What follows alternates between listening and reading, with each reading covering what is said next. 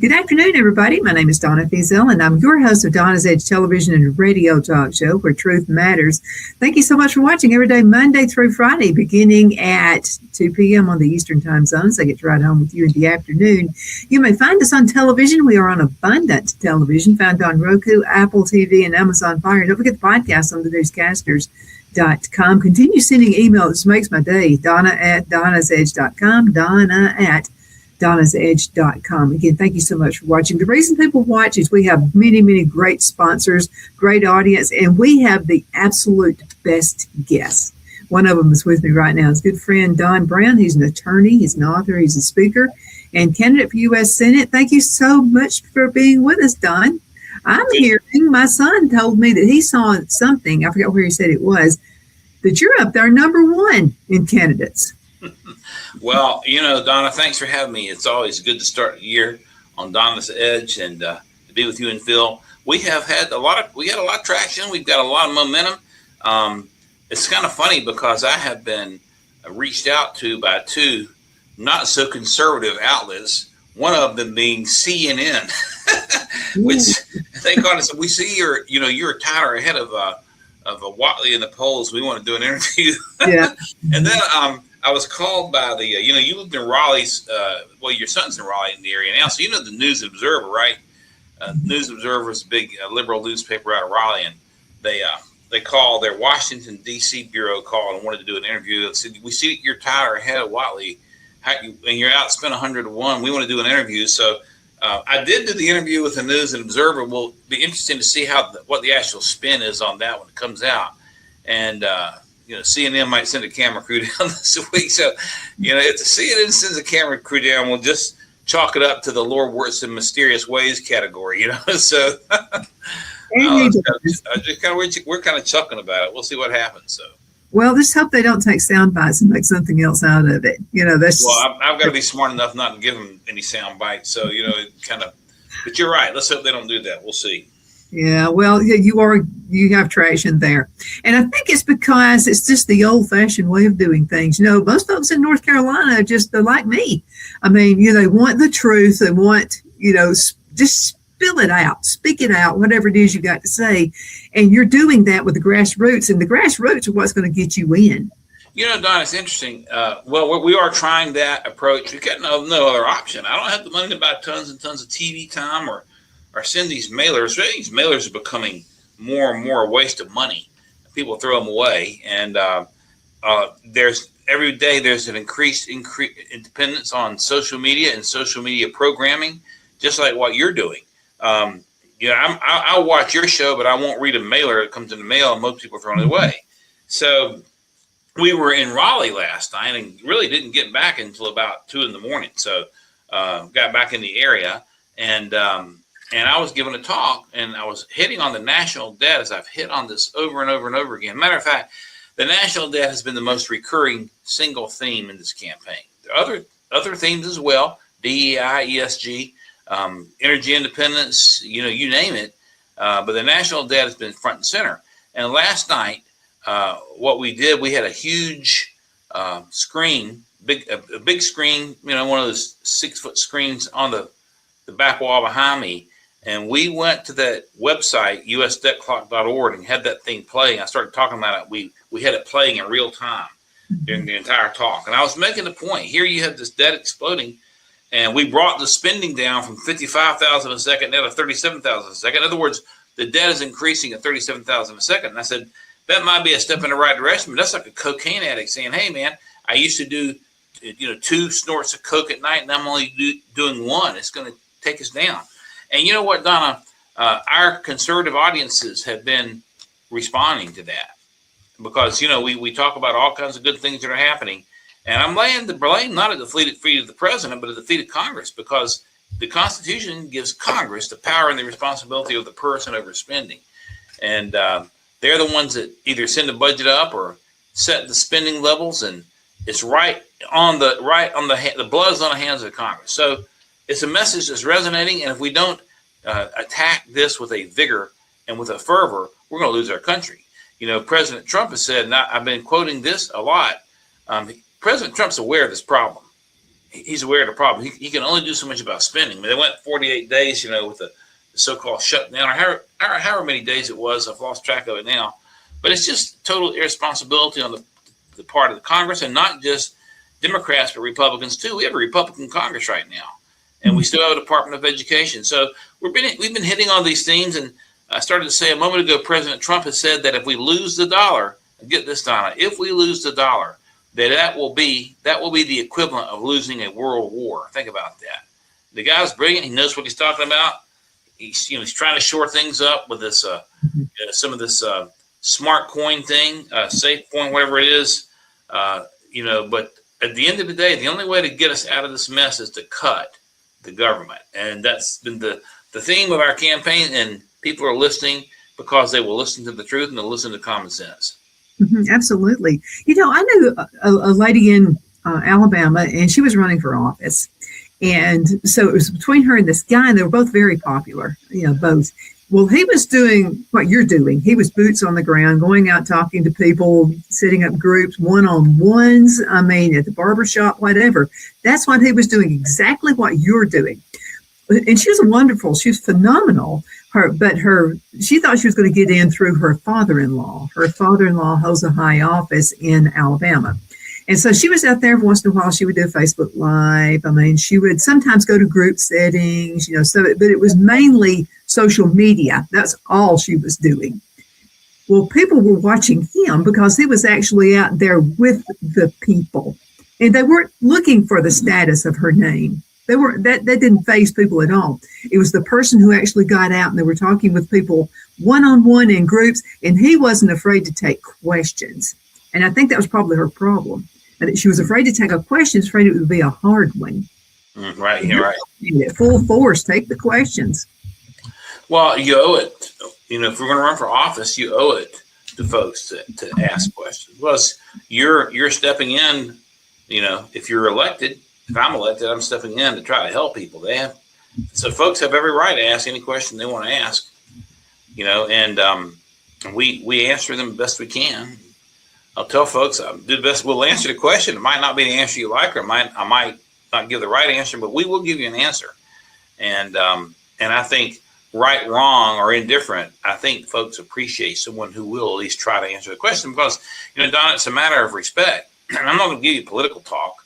I was being interviewed over in Rockingham County the other day, for example, and there's a very popular sheriff named Sam Page, is a friend of mine, running for the North Carolina Senate against a very powerful Republican senator who wants to bring casinos into North Carolina named Phil Berger, and who's trying to shut down the fishing industry. And so the reporters asked me questions about the campaign. They said, one other thing, we got a race here, Berger and Page. I said, yeah, I'm aware of it. So what do you think of I said, well, what do you think of that? I said, well, sheriff's a friend of mine. I've been with him quite a bit over the last few weeks.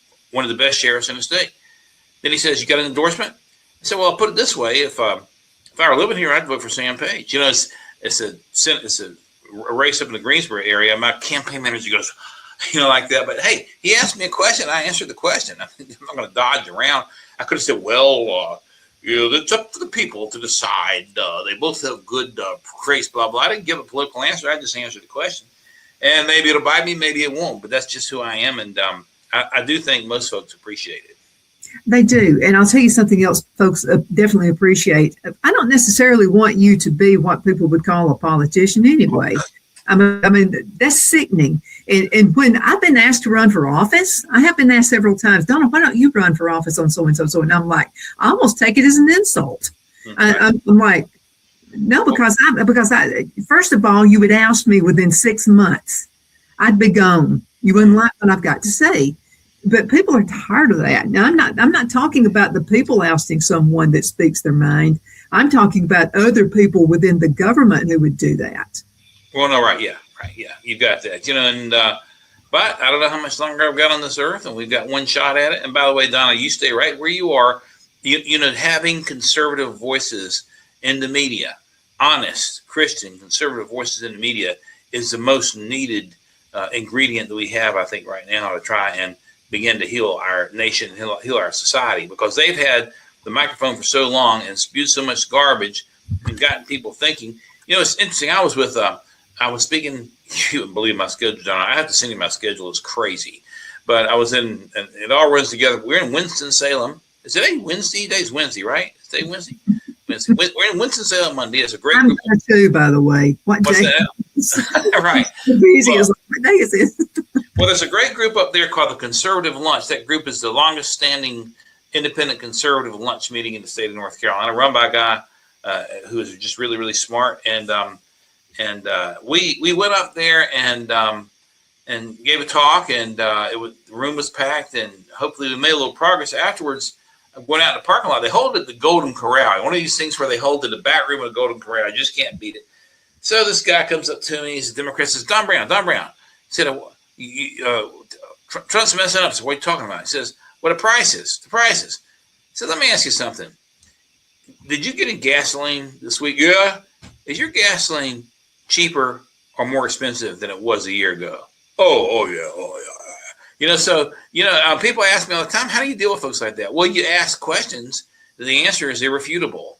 And we need to attack prices even more. There's no question about that. But the Democrats are trying to say that we're in some sort of inflationary cycle. We want to see prices come down in the grocery store, but I'll say two things. Number one, I'll talk about what's happened with gas prices coming down. Donna, the gas prices are down like $1 a gallon from where they were when Biden left office, and that's significant. But it's not just the grocery prices that are a problem. A bigger problem is healthcare costs. And Obamacare was rammed down our throats by the Democrats. Nobody can afford Blue Cross, not unless you're a big, corporation or whatever. Folks just can't afford it. So, but having folks who are conservative and honest in the media is going to make a long-term difference. So you stay where you are. Sean Hannity would be crazy to leave his job and run for office. Pete left Fox, but you and Sean have bigger positions and more influence than some folks in the media. So you stay where you are, and you keep being kind enough to have folks like me on, and we'll do the best we can to try to educate. Now, it's interesting because I had some folks come over in Raleigh, and friends of mine that had not heard me speak, and they came over to hear me speak, and I stepped out to say goodbye to them. Other folks were in the room, but I wanted to say goodbye. I have personal friends, and they said, really enjoyed your talk. He said, one thing we like about what you're doing that's different is you're actually educating, and people are hungry for that. People are hungry to know what about the debt, about the exploding. What's going to happen to our dollar? Where are we going to go if we lose the dollar? We're going to a central bank digital currency. It's an emergency situation, and I think folks appreciate it. So that's a long answer to a short question. Well, that's the right answer. That's the right answer. Let's go into a break time for Lives, and I'm talking with you. We'll be right back in just a few minutes. Queen City Used Car Sales has been serving drivers in the Northeast Alabama area for years with a quality selection of late model used cars, SUVs, and pickup trucks. On top of our extensive selection and competitive prices, we offer professional auto financing services for used car buyers of all credit levels. Whether you've just begun your search or you're ready to secure your next vehicle, at Twin City Used Car Sales, you will drive away with the vehicle of your dreams. The sales and finance staff at Twin City Used Car Sales looks forward to serving you, and you can apply for financing online before your visit to our used dealership in Gadsden, Alabama. Check us out on the web at twincityusedcars.com or go by our location at 901 First Avenue, Gadsden, Alabama. We sincerely look forward to serving you.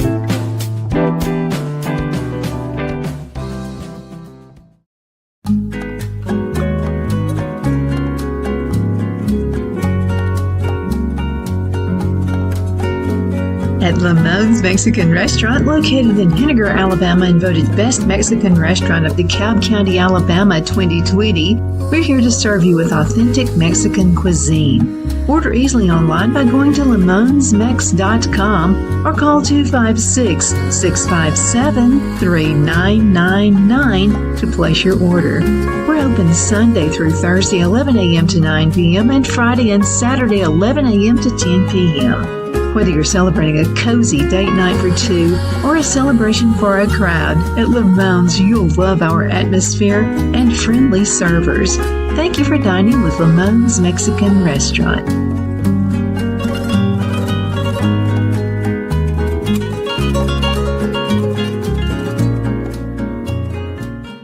At Liberty Bank, we're all about community, whether it's to help with a charity fundraiser or help families in need. Toys at Christmas or a local football team, we're here for you. You see, we realize the importance of family. Sometimes it's to build a new home or necessary home repairs. We're here for you.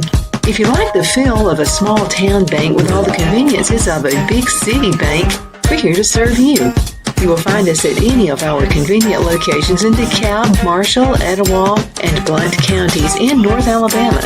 You can call and speak with any of our friendly staff at 256-659-2175 or check us out on the web at libertybankal.com. And thank you for your support of our community. Member FDIC Equal Housing Lender.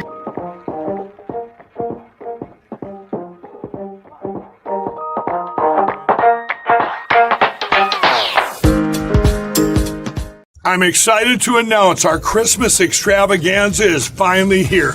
Get this season's flannel sheets for as low as $59.98. They won't last long, so get them while you can. Our famous My Slippers, they haven't been on sale for over a year. Regularly $119.98, now only $59.98. Our 6-piece towel sets are back in stock with extremely limited quantities, only $29.98. With hundreds of MyPillow products, there's something for everyone on your Christmas list. Bathrobes, duvets, quilts, down comforters, and so much more. So go to MyPillow.com or call the number on your screen. Use your promo code to save on all MyPillow products. For example, flannel sheets for as low as $59.98. Or our 6-piece towel sets, just $29.98. But that's not all. I'm extending our 60-day money-back guarantee until March 1st of 2025. Plus, all orders over $75 or more ship absolutely free. Okay, we are back. My name is Donna, and I'm your host of Donna's Edge Television and Radio Talk Show, where truth matters. Thank you so much for watching Monday through Friday, beginning at 2 p.m. on the Eastern Time Zone, as we get to ride home with you in the afternoon. I'm working on a couple more things. It's going to increase the audience, but I can't tell you about it yet. Okay, but anyway, I'm working on it, so I'll let you know just as soon as I find something out. I wanted to ask Dawn about this, okay, because a lot of folks only listen to what's thrown at them, okay, and you're talking about educating folks, which is prime. I mean, you're going at it the right way, even if it hurts. But I just want to ask you this. Okay, so a guy I know is with Edward Jones, and he's in my area where I live. And so he said, point blank, I just want to ask you a question. And I said, what? He said, how's your business doing? And I said, it's doing great. I said, we've got a lot of new sponsors, and I'm not even having to go out and drag them in. I mean, they're just actually coming to me. And at the mall, at the Anderson Mall, the Anderson Mall manager is sending people my way. And then he said, what do you think that is? And I said, well, one thing, I think it may be my frame of mind.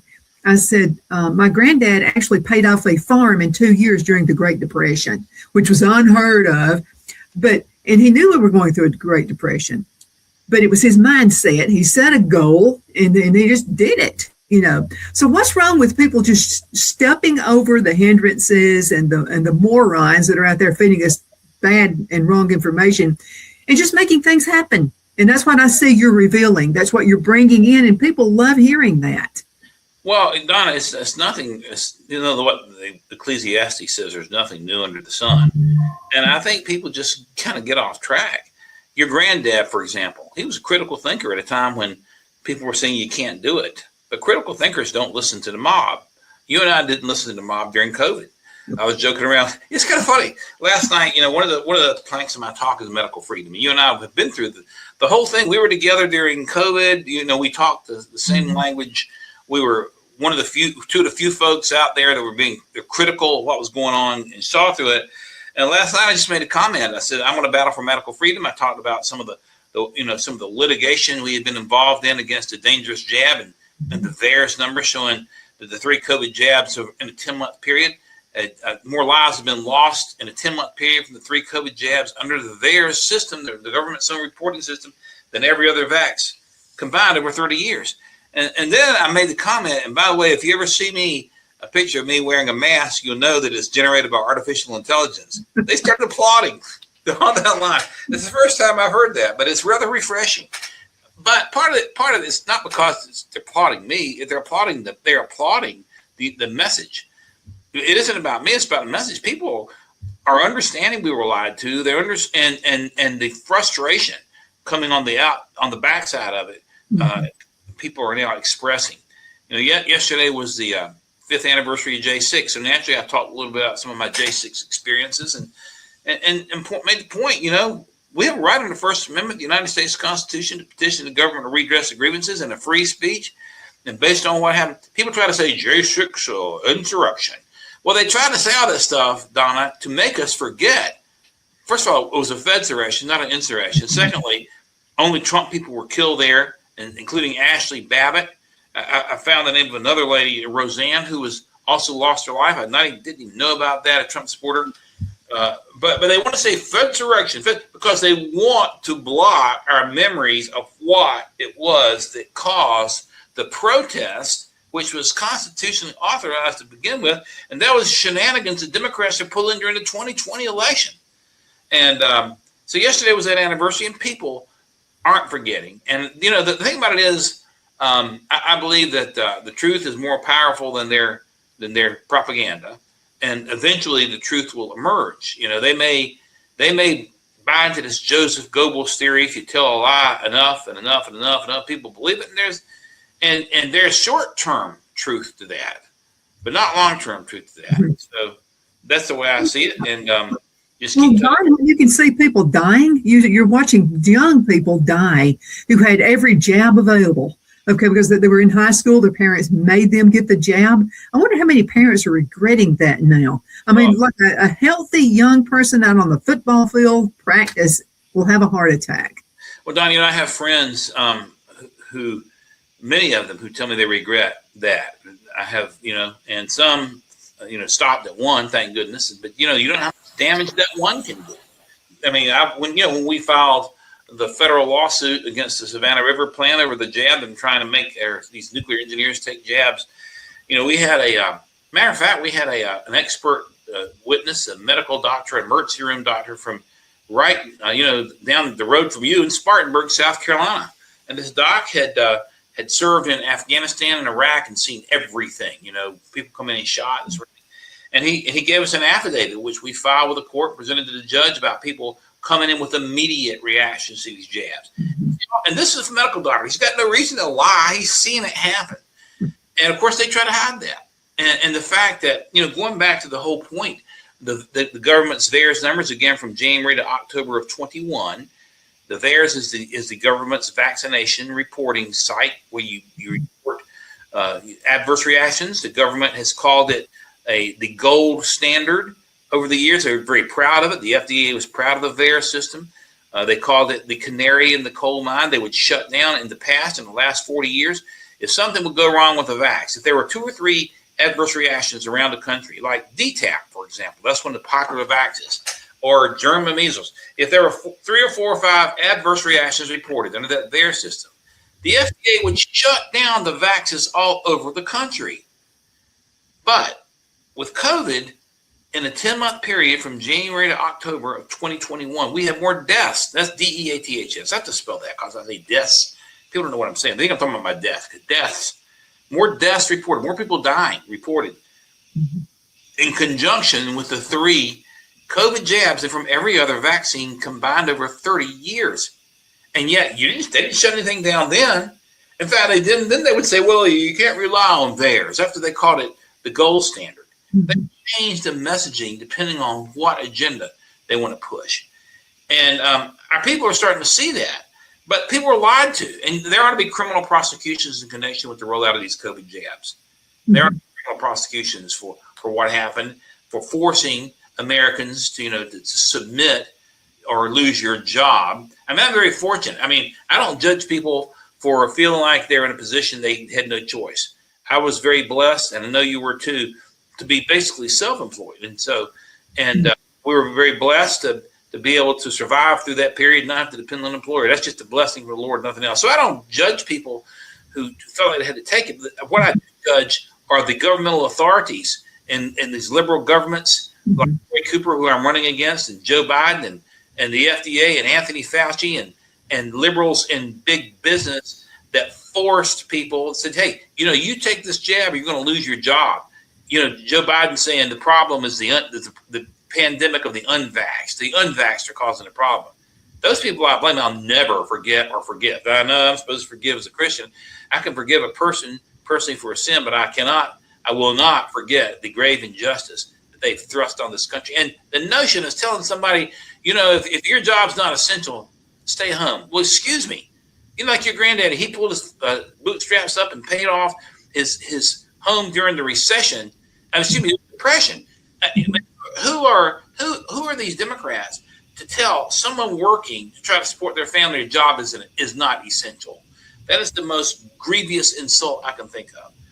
Well, I think they're pretty darn essential, actually. Every single job is. And like your Walmart, okay, Walmart could sell clothes, okay, but someone with a dress shop couldn't. I mean, none of it was fair. No, and of course, the point you're making, Donna, there has been a push, by globalists to root out small business. It was, and I've quoted this before, I think on your show, but it was Mussolini who said that corporatism is the cornerstone of fascism. In other words, corporatism, that is the government having 2 or 3 or 4 huge corporations working under it, without small businesses, and those corporations will bend the knee to what the government says. The government has a harder time controlling 1,000 small businesses or small business owners. But if you've got Bank of America and you've got Walmart and you got these huge mega corporations, the government can put direct pressure on them and force its will through these huge corporations. And we got to bring back small business. They also put more pressure on their employees. I do not look back. I am not missing being corporate with GTE. I just don't miss it. I love what I'm doing now. I'm happier. I make more money. I mean, if you want to look at it that way, yeah, I'm making a lot more money than I was working with them. I don't have near the headaches. I'm not having to fight people within my own business. The competitors were never a problem. It was people within my own business that I had the issue with. We're going to have to call it a day. I can't believe this. Okay, how can folks get in contact with you? How can they contribute? And how can they volunteer? Thank you.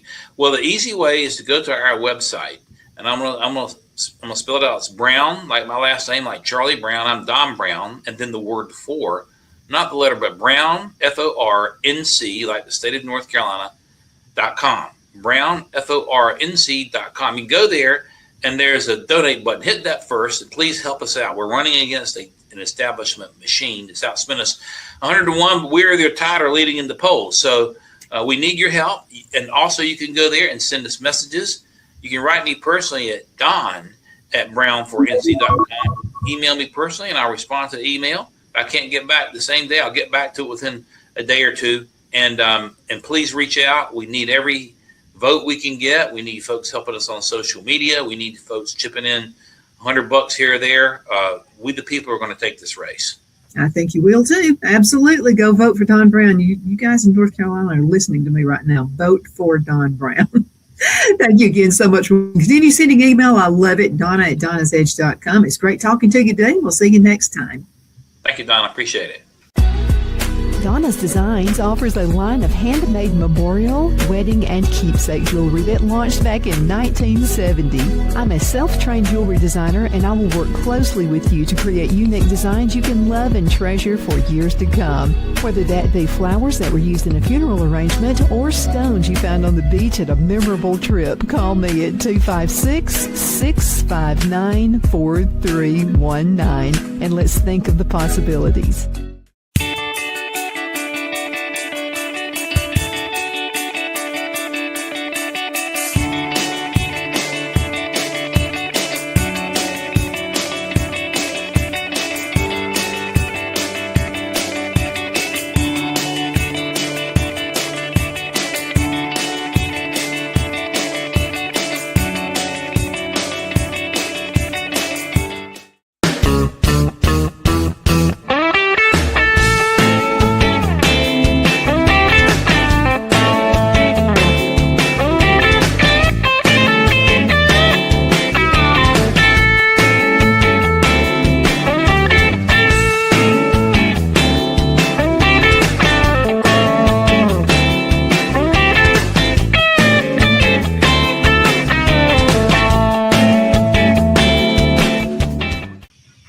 Good afternoon, everybody. My name is Donna Fiesel, and I'm your host of Donna's Edge television and radio talk show, Where Truth Matters. Thank you so much for watching every day, Monday through Friday, beginning at 2 p.m. on the eastern coast, the East Coast out here, where I love riding home with you in the afternoons. You know, you can find us on all the social media sites. We do all of that. You can find us on television, channel 182 Charter Communications. You can also find us on Abundant Television, found on Roku, Apple TV, and Amazon Fire. Don't forget the podcast on the newscasters.com. And you can also continue sending email. I love them. I treasure each one.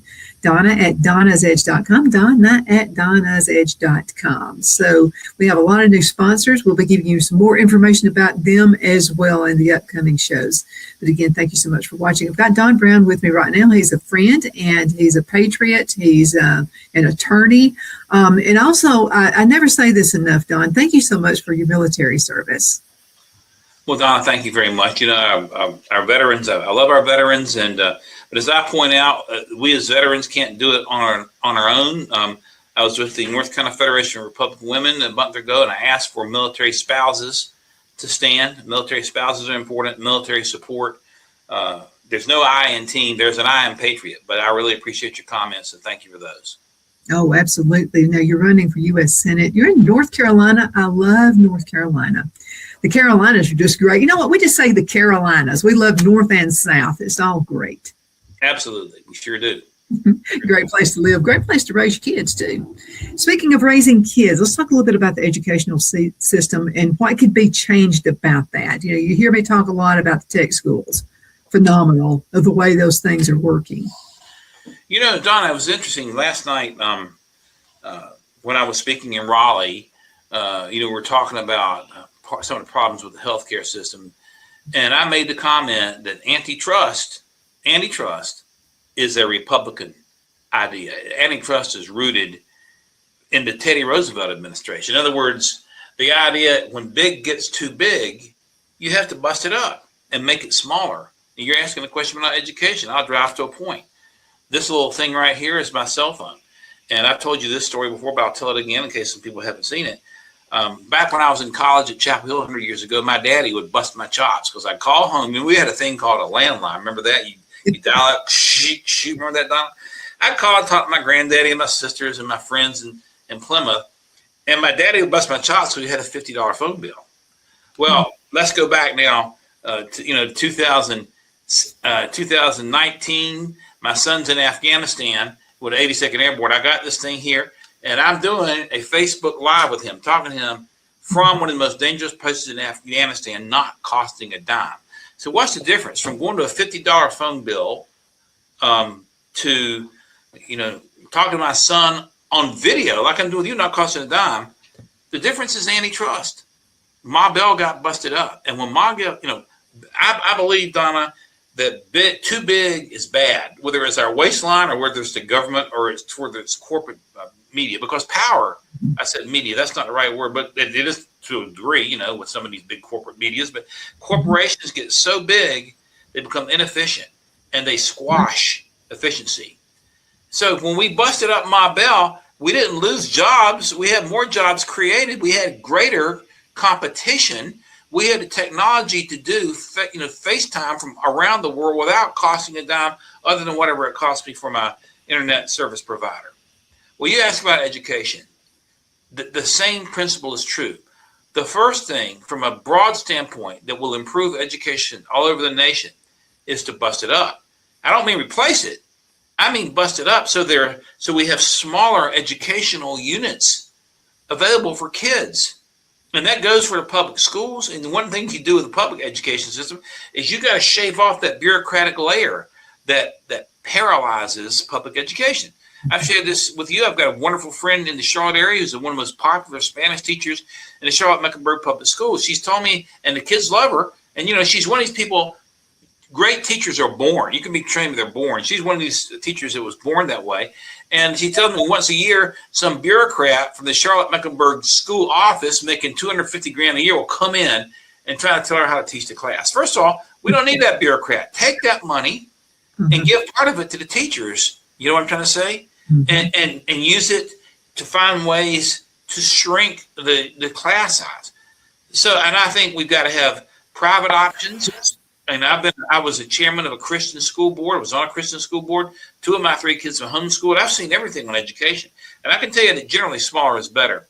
Then, in addition to that, it's interesting, Donna, about a month or so ago, I believe as a United States Senate candidate, as a United States Senator, my client is the state of North Carolina and people of North Carolina first and foremost. And that includes having a working relationship with the North Carolina General Assembly. So we went to the General Assembly about a month ago. One of the committees there was having a hearing. They called in the Chapel Hill Carborough school system to give them a spanking. Why? Because the North Carolina General Assembly passed a Parents' Bill of Rights that basically would keep trash out of the schools. And in the elementary school, you could not teach kids about gender transition. Chapel Hill Carborough did that anyway. And the General Assembly called them in and busted them up. And so, we've got to get indoctrination out of schools and get back to the 3 R's, reading, writing, to shrink the size, to go back to the 3 R's and bring morality back into schools. And we're on the right direction. Yeah, but you got to now we have some great school teachers, but now you need to get rid of the ones who are not. The ones who are just there laying with their feet on the desk, not caring about the students at all. Precisely. Well, one of the things that can help is I am not a big fan of the NEA, the National Education Association. It's a huge monolithic liberal group. They're against what I said. They don't want smaller options. They want large bureaucracies because for them it's about power. And some of those folks you're talking that are teaching shouldn't be in the classroom. It's interesting because, as I've said on the campaign trail, we're battling 2 great forces that could bring our nation down. One is the law of mathematics, and I've talked, of course, about the debt exploding, and we've got to get that in control. We'll lose our country. But the other are the forces of evil. And, when Charlie Kirk was murdered, we had some school teachers and professors praising the shooter. In fact, there was a professor at Greensboro College Guilford College, here in Greensboro, North Carolina, I applaud the shooter. Well, I called for her firing. She got fired, probably not because I called for her firing. A bunch of other people did too. But we're seeing professors and teachers, some of them in the school system, spewing communist philosophy and hatred, and they do have to be rooted out. But I think if we can get rid of the bureaucracy that's over the school system, if you get rid of the Department of Education, it's like, why would you create a Department of Education? Then they take our tax dollars and they don't teach anything. They say, hey, if you want your tax dollars back, you've got to do A, B, and C. You want your tax dollars back, you got to teach woke. You want your tax dollars back, you got to teach, DEI. If you want your money back, you got to teach Common Core. You shouldn't have that to begin with. Get rid of these bureaucratic layers, and you can pay teachers more, and you can get rid of the ones that don't need to be there, and it can become more attractive for people, because it's like somebody else said, a teacher and a first responder should not have to work 2 jobs to be able to feed their family. But if we reallocate our resources, we can take care of our teachers, and we can continue to bring the best and the brightest into the teaching profession, and we owe it to our teachers to do that. So anyway, it's a good question. It's a topic that is on everybody's mind. Oh, absolutely. I have a cousin, Marie, who retired from school teaching. She taught in the Huntsville school system in Alabama. And she said, Donna, even in the 80s, She said, it's nothing that's just happened. She said, even in the 80s, they were telling me what to teach. And she said, she had no control over there's always going to be kids. And every kid's the same. I mean, you give them an inch, they're going to take 10 miles. I mean, my son was that way. My son wanted to be the life of the party in class. Okay, so he got into trouble for disrupting the class because he could throw his voice and he could sound like a dog in a cat fight. So it would just disrupt the whole classroom. Well, the teacher called. And it's almost like she was apologizing for him. She was afraid I was going to jump down her throat. And so I said, whoa. She said, no, he's a good kid. I know he's not doing drugs, alcohol, and all this kind. And I said, what did he do? And she said, well, Donna, he's really good at throwing his voice. And I would look out the window because I thought I was hearing a dog and cat fight outside. So I would knock on the window to stop it. Well, all the kids would be laughing, carrying on, and all this kind of stuff. And I said, just stop right there. I'll handle him. And she said, no, Donna, he's a good kid. He's a good kid. And I said, no, I'll handle him. I want him to learn things in school and not be the life of the party. So he comes in, and her name was Miss Booty, of all names. And so I said, Brad, Miss Booty called me. And he said, what did she say? And I said, you tell me what she said. You got to know what she said. So he told me, and I said, no more life of the party stuff. Well, see, I'm the parent. I'm taking it on because I want him to learn, and I want the rest of the students to learn. The problem we're having is parents who want to go and be like weird and cuss all the teachers out and all this stuff. I told you about Sebring, a friend of mine who lives in North Carolina, just gave up teaching, and she loved teaching. She loved it. And so Sebring said, Donna, a kid walked in with a knife, and, the little chatter going out there, this kid was going to stab another one. Well, she just walks up to him. She's from the island. She doesn't know that she has to be presidential in anything she does. So she walks up to him and said, I want the knife. Well, the kid says, I don't have a knife. Well, she gets his bag and pulls it out.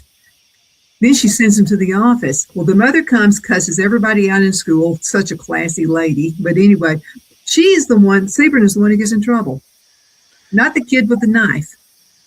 Well, yeah, and this is a product of, unfortunately, it's a product of top-down educational BS coming from Washington. You mentioned that even in the 80s they were trying to teach us before. See, the Department of so-called education was rammed down our throats in 1980 by the Democrat Congress under Carter before Reagan came into office. But even before then, we had a federal agency called HEW, Health, Education, and Welfare. You may remember Joe Califano, who was the last Secretary of Health, Education, and Welfare.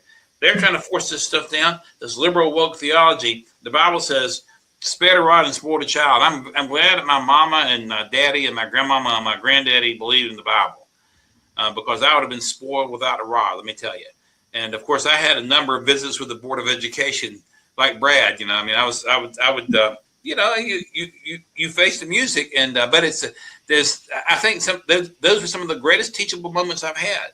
This liberal business of putting in the happy chair and trying to talk them and reason with them into good behavior simply doesn't work. And we need protection for teachers, and we need to find a way to bring measured discipline back into classrooms. Because really, if you don't learn it in the classroom, and you don't learn it at home, where are you going to learn it? You get out in the workforce, if you ever get there, and it turns into a disaster. So there we go. Oh, yeah. And a lot of employers I talk to all through the day are telling me the same thing, that people don't want to work, and they blame it on parents and the school system in the past couple of decades. Absolutely true. Let's go into a commercial break. We'll return in just a few minutes. Everybody hang on. Twin City Used Car Sales has been serving drivers in the Northeast Alabama area for years with a quality selection of late model used cars, SUVs, and pickup trucks. On top of our extensive selection and competitive prices, we offer professional auto financing services for used car buyers of all credit levels. Whether you've just begun your search or you're ready to secure your next vehicle, at Twin City Used Car Sales, you will drive away with the vehicle of your dreams. The sales and finance staff at Twin City Used Car Sales looks forward to serving you, and you can apply for financing online before your visit to our used dealership in Gadsden, Alabama. Check us out on the web at twincityusedcars.com or go by our location at 901 First Avenue, Gadsden, Alabama. We sincerely look forward to serving you.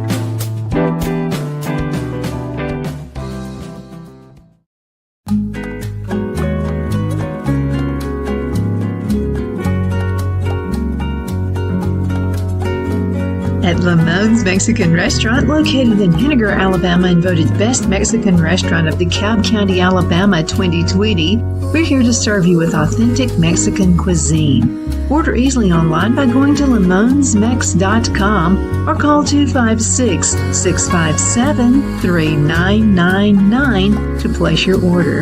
We're open Sunday through Thursday, 11 a.m. to 9 p.m. and Friday and Saturday, 11 a.m. to 10 p.m. Whether you're celebrating a cozy date night for two or a celebration for a crowd, at Lamone's you'll love our atmosphere and friendly servers. Thank you for dining with Lamone's Mexican Restaurant.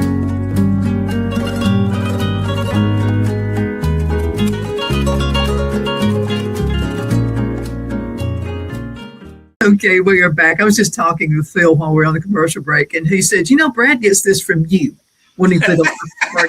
And I said, no, he does not get it from me. Maybe now, but when I was in high school, I was actually quietest in you. So it was not me. It was Phil he gets it from. So anyway, there you go. That's right, Phil. Tell Phil, nice try. There you go. Well, it ain't working. But anyway, we are back. I've got Don Brown with me, and Don is he's a candidate U.S. Senate. And wow, you're just breaking all kinds of records out there without all the money coming from wherever. But I wanted to ask you about health care. Back in the Obama days, you remember, and this always resonated with me. Okay, I could not forget this. Okay, so Obamacare was approved. And of course, Joe Biden, he was the VP then, and he was brainless then, just like he was when he was president. But anyway, there was an open mic, and you remember what he said to Obama? They were hugging, and he said, "This is a big effing deal." Oh yeah, but that he was right about. Well, there's a reason he said that. It was a big deal because they were making money off of this. Yeah, it was the government got. And by the way, I'll add to what you said. It was not just passed; it was rammed down our throats without one Republican vote, as we would call. True. And Biden was right about that, but not for the reasons that the liberals would have hoped. It was that because it was a huge governmental takeover of the insurance industry, and the Democrat government got in bed with Blue Cross and other mega insurance companies to try to force middle-class Americans to pay more so that they would have coverage for people that weren't paying. Mm-hmm. So the government gets in bed with Blue Cross is a win-win for both the government and Blue Cross. It's a win-win and when I say Blue Cross, I mean these mega insurance carriers, because you and I now, if we're going to be on the system, we got to pay for somebody that's not in our family, which isn't fair and isn't right. That is wealth redistribution, and the effect of that is you can't, maybe you can, but I mean generically you can't afford to strike a $2,000 check a month to Blue Cross when it used to be $300 a month. You just can't do that. Mm-hmm. And not only has that been part of the atrocity of it, but it's like I pointed out the other day. It was kind of funny, Donna, because I actually got called out by the North Carolina Democrat Party. We know they're spooked because the North Carolina State Democrat Party has called me out a few times. We don't need Don Brown. He wants to get rid of Obamacare. And I responded. I said, hey, Democrat Party, you want to have a debate about Obamacare? Bring it on. And I said, not only can middle-class Americans no longer afford health care premiums, but look what you've done to the speed of delivery of services. I made the point that, we have North Carolinians with cancer who cannot get in to see an oncologist for weeks or months because of Obamacare. Mm-hmm. Same thing, you can't get in to see a cardiologist or a radiologist or an orthopedic or whatever the specialty might be. I made a point that Obamacare has made the delivery of medical services as slow as a drunk tortoise having finished a fifth of vodka. That's how slow it's gotten. So the Democrats want to debate on Obamacare. We will have at it. I go back to what I said in the earlier segment. You got to bust the whole thing up. Number one, you got to repeal Obamacare. Number two, you and I shouldn't have to be paying for somebody else's health care. Should never happen. And it's not the government's responsibility. And I read the Constitution from time to time, and I don't say anything about national health care or forcing people to buy health insurance in the Constitution. That is an unconstitutional confiscation of wealth without due process, life, liberty, and property without due process. So, you got to bust it up and start over, and we got to go with smaller, competitive insurance companies. Donna, you're living in South Carolina. You shouldn't be, relegated to try to buy health insurance in South Carolina only. You should be able to shop it all over the country and find the package that best works for you. And when we bust it up, it will improve just like it improved when Ma Bell got busted up. We can now talk to each other on Facebook Live and without costing a dime, whereas it would have cost $1,000 before. So we got to bust it up and understand that when the Democrats talk about the cost of living, a biggest part of that is the cost of health care, and it's solely on their hands. Well, and then there's another channel to this. Okay, what adds insult to injury is I know that my premiums are also paying for someone in prison who wants a sex change operation. Yeah, right. That's adding insult to injury there. Of course, and you can go into examples like that are not far-fetched. People say, "Oh, come on, no, those are not far-fetched." The Democrats were wanting to do that. Publicly funded, sex changes, and you go in there and get yourself a little bit of, Medicare, or Medicaid, and get some Medicaid, and Medicaid will pay for it, and the government will pay for it, and it's a big. You talk about these sex change surgeries; they're an abomination, especially when it comes to sex change surgeries for kids. The Biden administration prosecuted this doctor down in Houston for blowing the whistle. I think it was Baylor Hospital, one of the big hospitals in Texas, in Houston, that was continuing to perform sex change surgeries on minors, even though the Texas legislature had prohibited it. He blew the whistle. The Biden administration prosecuted the whistleblower for trying to protect kids. Just within the last couple of weeks, the U.S. House of Representatives voted to ban that practice. But 207 Democrats voted to keep the practice of these sex change surgeries. You see, what we're seeing here is the so-called, I should say at this point, healthcare industry, just like they do with these abortion mills. Abortion mills are a big money to so-called doctors and so-called healthcare professionals. And I say so-called because you're involved in eugenics and the taking of human life, you're violating your Hippocratic code. But the same thing is true with the sex change business. Big medicine, big so-called medicine, wants another avenue of making money off the government. And it is absolutely abominable. So I'm with you.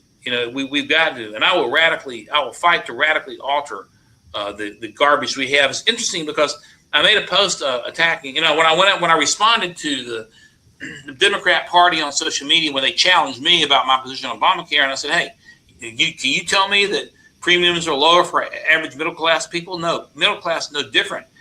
Well, I had this guy who's a retired judge write me, and I haven't responded to him. He said, well, Don, I might agree with some of the criticisms you have with Obamacare, but what should the government do? What is the governmental solution? Well, see, I haven't responded to him yet, but there is an automatic assumption that it is the federal government's responsibility to deliver health care. It's not. In fact, when the federal government had its hands off, our healthcare system was much more efficient than it is now. And so the governmental solution is to get them the heck out of the middle of a profession they should not be in. I mean, look, you're in a broadcast profession. Why should the federal government be involved in what you're doing today? Why should you have to comply with federal government regulations in a broadcast profession? Why should any profession have to do that? At least for any reason other than minimal safety reasons, but other than that, why should they take over an industry, which is what they did? And we got to change it because people are dying and can't afford health care. And we've got to change. It's interesting because we have these Republican Congresses and while Republican Congresses haven't been as damaging as Democrat Congresses, we still haven't done a good job at all. In fact, the Republican Congresses have failed to take out the damage created by the Democrats. They came in 1937, 38, with 1930s and with this Great Society and built this huge federal state. Lyndon Johnson comes in the 1960s with the Great Society. So you have the Great Society, you have Lyndon Johnson, the New Deal, and then Lyndon Johnson with the Great Society. They build these huge monolithic governmental agency structures. Obamacare comes in and expands it even more. When has Republican Congress ever cut back on this garbage? We got to start going in with a meat cleaver and cutting back on this garbage and let the free market take care of the problem. Absolutely. Let's talk women's health. We have about 4 minutes left in this segment. Okay, so women's, and I want to know where the bra burners are. You need to be really, really upset. Okay, so somebody can get a sex change operation, but a woman in bad need going through menopause has to have a hysterectomy, and it costs a small fortune. There's no balance here.